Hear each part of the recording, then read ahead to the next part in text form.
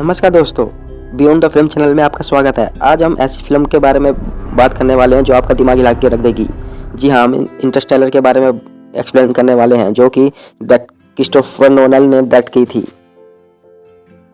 तो बिना किसी देरी के चलिए शुरू करते हैं। फिल्म की शुरुआत होती है भविष्य में।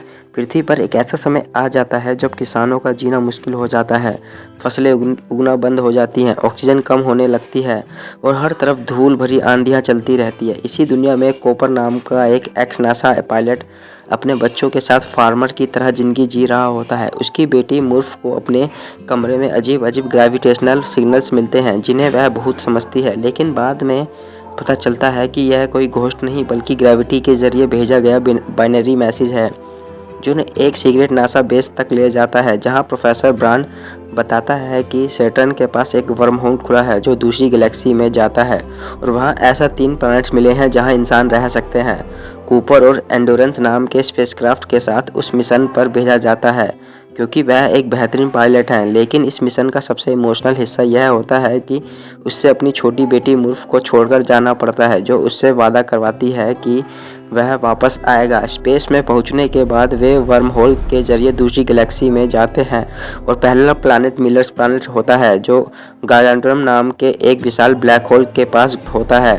ये वहाँ ग्रेविटी इतनी ज़्यादा होती है कि 1 घंटा पृथ्वी के 7 साल के बराबर होता है।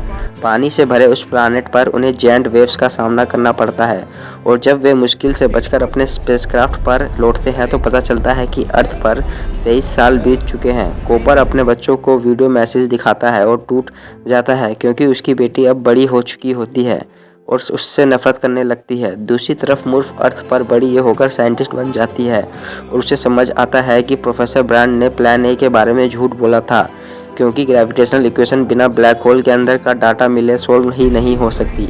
अब टीम डॉक्टर मन के प्लानेट पर जाती है जिससे सबसे अच्छा एस्ट्रोनॉट माना जाता था, लेकिन वह डर के अकेलेपन की वजह से फेक डाटा भेज देता है और कूपर को मारने की कोशिश करता है ताकि वह खुद बच सके। स्ट्रगल में रोमिली मर जाता है और मन भी स्पेस में उड़ जाता है।